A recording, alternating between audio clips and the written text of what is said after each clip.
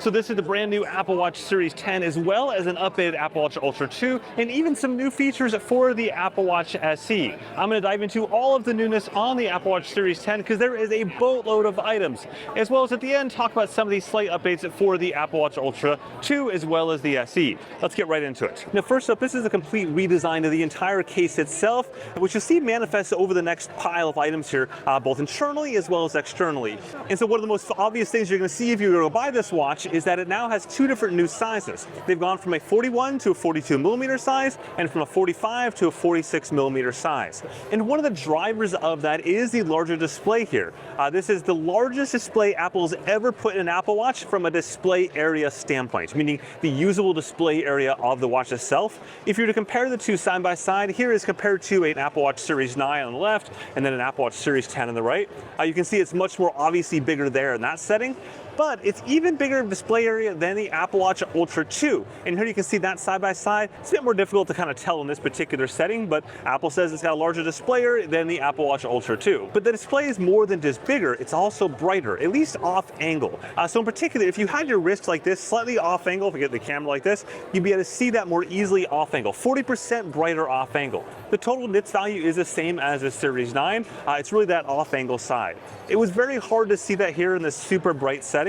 So if you hit subscribe, then when my full in-depth review drops, I'll be able to show that more easily in lots of different settings where it actually matters. So for example, outdoors, we're having that kind of off-angle display brightness is more important. Okay, and a quick note, if you are finding this interesting and useful, if you could just keep on watching it to the end. That's the main thing YouTube wants these days, you to finish this video out. That tells YouTube that you like it, and it's basically even better than hitting like and subscribe. Next, the display will now show the 1 second hand on always on mode when your wrist is down. So if you're familiar with an Apple Watch, when you raise your wrist up, the screen gets brighter and you see data at a faster rate. Now though, the display will actually show the second timer even when your wrist is down and it's kind of in that dim state. You can see that right here going on with a couple different watch faces where it's incrementing the seconds as you go along, versus in the past when your wrist was down, it updated basically to 1 minute interval instead.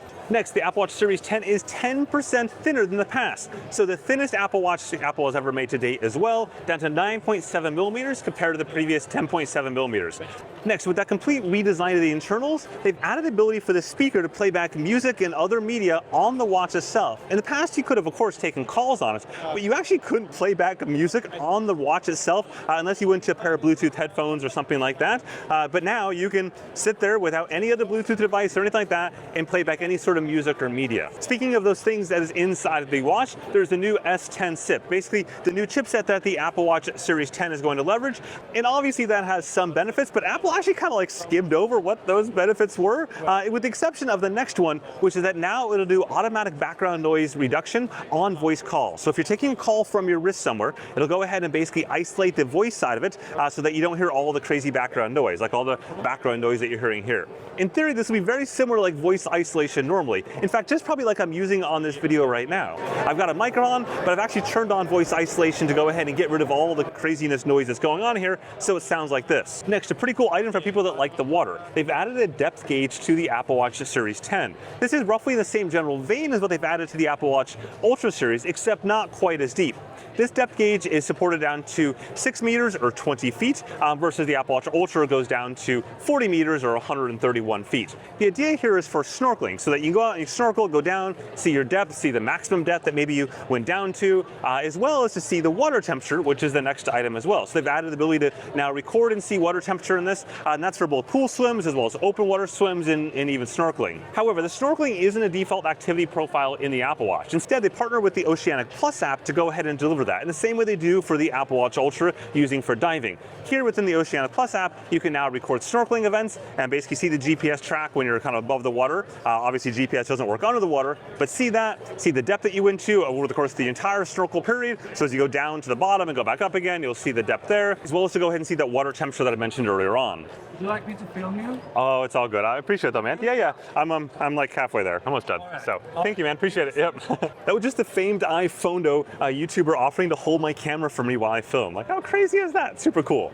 Anyways, the next new feature here is basically a new Tides app for not just the Apple Watch Series 10 as well as Ultra 2, etc., but for all watchOS 11 devices. That's pretty cool. So it'll show you the tides nearest to you first, as well as you can add tide locations from anywhere in the world. I think it's 150,000 different tidal locations. notifications.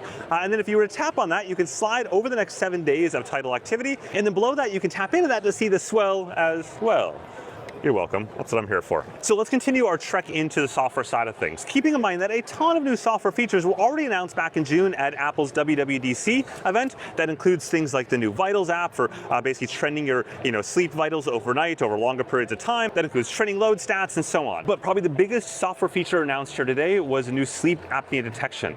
Sleep apnea is something that can affect a lot of people and really impacts not just their sleep, but their daily life as well. There's of course a bunch of companies that have been adding this feature to various watches over the last couple years, and now we're seeing Apple join in that. So the way this feature works is kind of a multi-step sort of thing. The first bit is a new metric called breathing disturbances. That new metric will start on day 1 with wearing the watch, and you'll basically get 2 different levels, elevated or not elevated. And that's going to use the accelerometer to measure your breathing and measure whether or not you have breathing disturbances. And this is all based on a huge clinical study that Apple did with 1,400 people in it, collecting data comparing their Apple Watch to medical devices. I'll get into all of that in my full-in-depth review, but the point is it has a bunch of medical level stuff behind it, most notably having certification coming up from the FDA. They already have that achieved in Europe as well as Japan. In any case, moving along, after your 30 days, you're going to get a report. In fact, you're first going to get a notification on your Apple Watch if you have a sleep apnea condition that it needs to alert you to. From there, you'll open up your phone, you'll see information about it and how you should contact your doctor, and within that, a PDF that includes all of the data from that last 30 days. The goal here isn't to treat sleep apnea. The goal here is to get you to your doctor so they can help you out, right? This is notifying you. But as Apple and other companies will point out, some 80% of the population that has sleep apnea is completely undiagnosed. They have no idea it's impacting them both nightly as well as during the day in terms of kind of the downstream effects from getting poor sleep. Now the cool part is that is coming to not just the Apple Watch Series 10, but also the Apple Watch Ultra 2 as well as the Apple Watch Series 9. And I say coming to as opposed to here today because Apple is still waiting on FDA approval for that. They do expect that to happen this month, so I expect we'll see it here, well, this month. So let's get into the fun stuff, the money. How much this will set you back? So starting at the base level, the base ones, which are made of aluminum, cost $399 for the non-cellular ones, and the cellular ones cost more than that. It comes in 3 different versions, a rose gold one, a new jet black one, as well as, of course, the native aluminum one. From there, there's a new titanium edition, which is 20% lighter than the existing stainless steel ones from last year, and of course, that costs more because titanium always costs more. Notably though, the titanium only comes in the Cellular Plus Bluetooth edition. It's not just offered in the base Bluetooth only. So it's kind of like the Apple Watch Ultra, where the only option is to have a cellular one. And then for the real spenders, there's new Hermes models as well. So then I promised you updates on the Apple Watch Ultra 2 as well as the SE. Starting off on the Apple Watch Ultra 2, it's not the Apple Watch Ultra 3. There's no 3 model this year, it's just the 2, but they have added the jet black option to the basic styling. So in the past, you had the silver option right there. Now you've got jet black as well. Same price as the silver option. Both of them are titanium on the Apple Watch Ultra 2. It doesn't matter just which color you want. In addition, of course, if you want to spend even more money, there's also, again, the Hermes option. This one has its own unique watch face as well as its own regatta timer when you tap that action button. That's because the watch as well as the band is different. So it's not just a unique band, though it kind of seems like it, but also includes that regatta timer inside of it. And the Apple Ultra Watch 2 also gets the sleep apnea bits, as I mentioned earlier on, just like the Apple Watch Series 9 from last year. Which then finally gets to the Apple Watch SE and the updates that it's got. And it got one update, joins the Jet Black Club, but by getting a Jet Black edition of that as well. It also gets a Tides app too, so you get that there as well, but you do not get the sleep apnea features. That's not in the Apple Watch SE 2. So there you go, a complete look at everything new from Apple today. Stay tuned for my full in-depth review though of all this stuff, probably sometime around next week, where I'll dive into all the nuances of how things work in my usual in-depth style. With that, thanks for watching.